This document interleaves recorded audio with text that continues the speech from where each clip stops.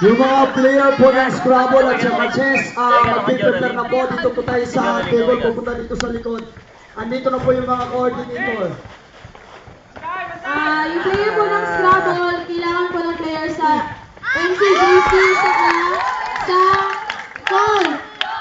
Again, kailangan po ng player, isa mga player sa JCMC sa call. Nandiyan na po yung player ng Santa Mesa. Thank you.